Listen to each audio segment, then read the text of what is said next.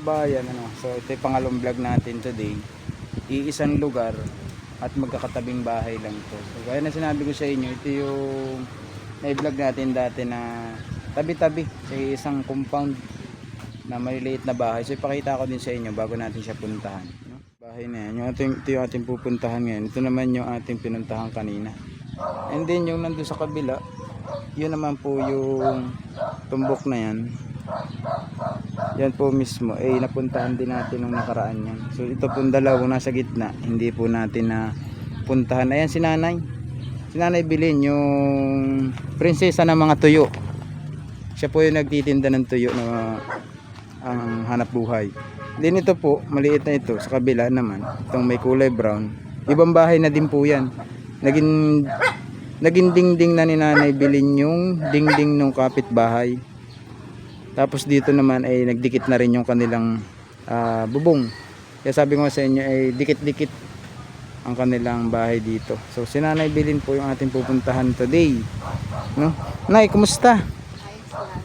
Wala ka nung nakaraan. Ano?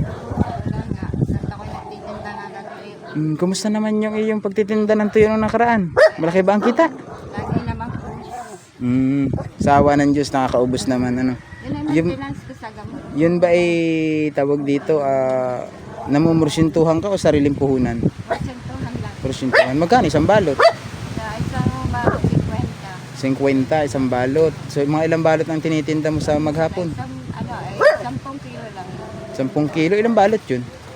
Mga 30. 30. Tapos magkano isa? 50. So magkano lang totally puhunan dun? Sa total na puhunan doon ay 1,000 lang. 1,000. Sa 1,000, pagkalas mo yung 1,000 nun, magkano gagansyahin? Di gagansya lang ako doon ng 500. 500. Bali 1,500 ang ganansya. Okay. Kung maubos, meron kang 500. Pag hindi siya naubos, Ayaw nasa 300. kung magkano lang yung nabinta? Hindi, natumubo naman ako ng 300. 300. Tapos pumunta. Tapos kinabukasan, diretso ulit yun. Hindi, pahinga muna ako. So hindi ka everyday nagtitinda? Mga 2 times a week o 3 times a week, ganun? Parang lang, 2 times a week lang. 2 times a week, 2 beses ang linggo. Tapos yun nga, napuntahan ko nung nakaraan yung anak mo dun. May nasabi sa akin, bali, siguro nung time na napunta rin ako, no? So sa kanya ka din pala lumalapit, pag wala. Okay, sa bagay naman, magpamilya naman kayo. Sino nga ba ang magtutulong kung hindi kayo? So okay lang yun, Yung sinanay po daw kasi nung nakaraan ay walang bigas. So doon pumunta kay, ano ba itong pangalan ng anak mo? Kay anak Laras. Kay Ana. Kay Ate Ana. Humingi din ng bigas. So yung si Ate Ana, dahil nanay niya, binigay niya yung bigas niya. Sakto napunta ako doon, tinatanong ko may bigas na, sabi niya wala na po kami sir bigas kasi binigay ko na kay mama. O sabi ko, hindi ka ba nagtira para sa inyo? Nagtira naman siya. Sabi ko, pag magbigay ka sa nanay mo, magtitira ka para sa inyo kasi meron kang anak. Kasi yung asawa niya, buti nga ngayon, may stable na trabaho na nasa tawag dito ay buhanginan. So nakausap ko din naman nung nakaraan. Andyan sa buhanginan nagtatrabaho. So si Ate Billy naman nagkuka naman. Nagtitinda ng tuyo. 2 times a week meron pa siyang maintenance. Ano yung maintenance mo? Maintenance ko yung aking sa balat, tapos yung aking sa likod. Kasi ako ay dato talang utoy. Hindi ko sinasabi sa kanila na may cancer ako sa dugo. Anong cancer sa dugo? Yung Leukemia. parang nagsusugat-sugat yung aking So allergy. Sa ng allergy yan. pero sabi Ano pinagbabawal sa pagkain? bali ang bawal sa akin ay Tuyo. hindi naman. yung mga malalansa lang. O tuyo nga ni, malansa. Tuyo, yun ang Tuyo, malansa, sardinas. Oo. Ay ang kinakain ko lang naman minsan ay nilagang okra, nilagang talong, yun lang. Tapos ay tilapia. Yun ang ko. Pag ako tumubo ng kahit kaunti, nabila ako ng kalahating kilo, yun lang. Okay. So hindi ko alam yung, pwede ba makita yung resita mo? Ang mga reseta ko ay mga luma na diyan. Panibagong reseta na lang. Pero meron ka? Meron akong mga reseta dyan. Pwede ko nabasa makita. na nga. Nabasa. Oo. Yung mga gamot, pwede ko makita. Ang akin, ito lang aking gamit. Sige nga, tingnan natin te. Kung ano yung mga gamot yun. So yung mga kababayan, ating binisita si Nanay Bilin dito sa kanyang bahay. Ito po yung kanyang bahay, mga kaibigan. Uy! Nangyari sa bahay mo nanay, ang naging harang mo ay puros tubig na. Ito lang aking Patingin nga po. Yeah, pero sulfate ko yan. Persolvate. Hindi ko alam kung para saan ng mga kababayan. Ano ay, Ito yung kanyang iniinom na gamot. wala na yung mga ano ko yung gamot. Di ba nasa barangay to? Ha? Sa barangay? Hindi ito sa barangay. Hindi siya binibigay sa barangay? Hindi ito sa barangay, ito sa butika. Sa butika mo binibili? Oh, okay. Magkano isang ganyan? Kali ito ay 350. 300. So, yan parang ko naman yan 3 months ano? Oo. 3 months yan. Marami. Bali 30 pieces ang laman niya. Oo. Yun ang- 30 ba o 100? Bali 250 yan. 250 ang 250 pieces. 250. Oo. Almost kan nga. Yun ang- O matagal mo itong iinumin. Oo, matagal ko nga. Ano tong inom nito? 2 times a day? Hindi. Isang beses sa isang araw. 1 times a day. Yun ang- Okay, sige. Yan mga kababayan, kayo na lang makabayan. Hindi ko alam kung yung anong gamot yung sinasabi ni nanay na yan para sa sakit daw niya sa dugo na once na makakain siya ng malansa nagkukuhan siya. Kaya ako Ang baba pala ng bahay mo, no? Ngayon ko lang napansin, hindi siya kuhan sa kanyang bahay. Hindi siya nakakatindig ng ayos. hindi. Sino pong gumawa nito, nanay? Bali yung kapatid dito. Yung kapatid dito ay ginawa na ako kasi na may nagtatrabaho siya ng ano. Tapos yung mga tubig niya, yun, nakaharang na sa kan. Saan ka kumukuha ng tubig, nanay? Bali sa poso at sa nawasa. So, parang napansin ko wala kayong palikuran, ano? Saan kayo gumagamit? Ang din ako pag dyan ako naliligo pag sa malayo sa may halamanan. So, wala kayong CR dito? May CR naman dito sa kabila. Sky, Dito kay sa Kumarik. kay ate, kan? Tilita. Estelita. O, so, diyan ka nakiki-CR. Pagpapaligo, dito lang sa labas. Okay. Pansin ko nga, pati yun doon kay tatay, wala din, ano? Oo. Pati kay ate. Parang share kami dito sa sa CR. Okay. That's good kahit papaano nagkakaisa kayo bilang, hindi ba kayo magkakamag-anak? Paano ito ay hipag ko. Ito. Oo, hipag Tapos si ko. tatay. Ito ay tiyuhin nung naging mister ko. Tapos si ate Simeona. Ito si Simeona ay hindi na namin parang kamag-anak na rin nila yan. Okay. So iisang Kasi pisa yung pala sila asawa- dito. Yung asawa nun ay Ngayon, pamangkin nung ngayon ko din lang napansin yung lutuan ni nanay nandito pala sa lamisa. Ayan po mga kababayan. liit lang. So ganun talaga yung sabi lang ay mahirap. Ano? Pero kahit na tayo mahirap, huwag tayong mawala ng pag-asa. Oo. Tuloy lang kung ano yung buhay na meron tayo. Huwag tayong mainggit sa kapwa. Ay, Ituloy-tuloy natin kung anong ginagawa natin sa araw-araw. Maliit, malaki. oo. Yung ating kinikita. Oo. Pagpatuloy lang natin. Huwag tayong tsaka yung isa, sabi lang daw yung maninira ka ng kapwa mo para lang ikaw iangat yung sarili mo.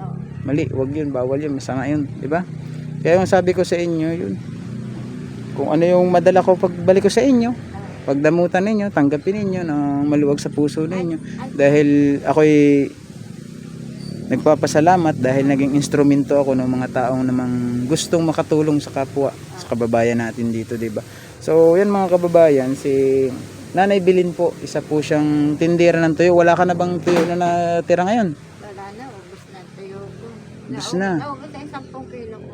Ano ba ikaw? Dalawang araw tabilis. Kung ikay, Parang malakmi siya. kung ikay sasabihan na model ng tuyo, ano ka ba? Reyna o prinsesa? Ibig sabihin ay dealer ako ng tayo. Dealer. ikaw ang dealer ng tuyo. Yan ay binabagsak mo sa mga tindahan. Binabagsak ko sa mga tindahan. Nag-house to house ka din, hindi? House to house din. Nagta-house to house ka din. Iba pa yung magbabagsak ka sa mga tindahan na mismo. Alam mo na direct to the point. Doon ako pupunta sa tindahan na yan. Kasi may order, ganyan. Kaya, Okay.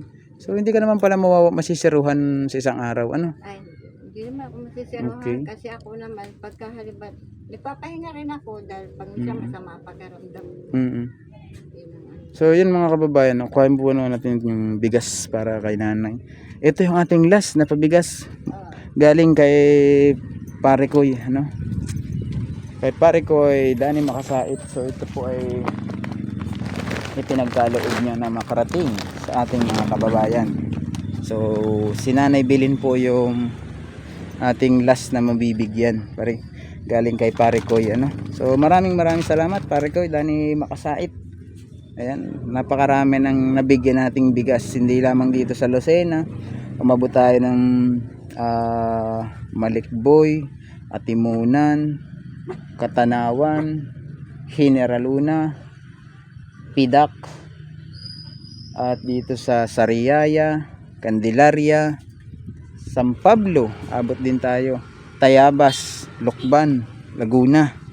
Pakarami nating napupuntahan. Nakita ko nga, ikaw sa punta. Punta sa Nakakatanaw. Batak. Nakita kita sa vlog. Sa video. Yun kasi yung kailangan malaman din ng sponsor kung saan ako nakakapunta.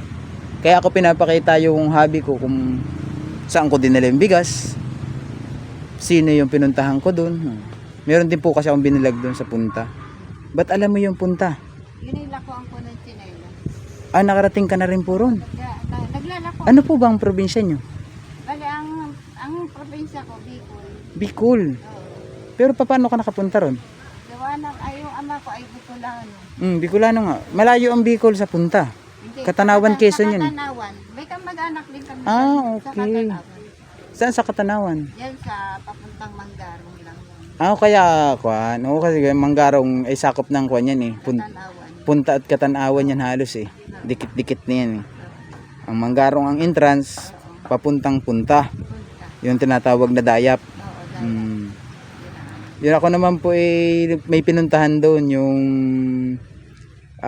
may epilepsy na babae na ang trabaho naman nagkakayas ng walis. Yun yung kanyang hanap buhay. So yun mga kababayan, ano, sa lahat po ng ating mga blessing na natanggap at na-share natin sa ating mga kapwa, maraming salamat po sa mga nagpabigay ng tulong nung nakaraan kay Ma'am Tintin at saka kay Pare Koy, Dani Makasait. Sila po yung nag-sponsor ng bigas at saka grocery natin. So itong last batch natin, hindi na ito na total na bigyan lahat ng natin grocery, dahil yung grocery natin ay hindi na sumapat dun sa bilang ng ating bigas na nabili nung nakaraan. Marami yung ating bigas, so yung ating grocery ay kinulang. So yun mga ate Bilin, ano, maraming salamat po ulit. So yun mga kababayan, update po ulit tayo sa kanila dito sa area na to. Ito yung isang compound. Gusto ko sana ito pag binalikan ko, isang diretsuhan. So hindi, minsan kasi walang tao. So si Nanay Bilin po, ngayon lang ko naabutan. Hindi ko pa nga naabutan, sinundo lang siya ng kapitbahay. Sino sumundo sa iyo kanina? Bali, ang sumundo sa asawa niya ni Kuya Bong. Asawa ni Kuya Bong. Itong nagturo sa atin din dito na ito, tulungan natin. So bilang tayo ay nasa larangan ng pagtulong, ating kinapanayam itong bawat tahanang nandito. Nasabi ko bakit ganun yung bahay na to? Pinakita sa akin, mabahay din niya to. Yung pala magkadikit. So yun mga kababayan, ano, maraming salamat po ulit, at sa lahat ng supporters, viewers, sponsor, maraming salamat po sa inyo, and God bless every day. Bye bye, ano.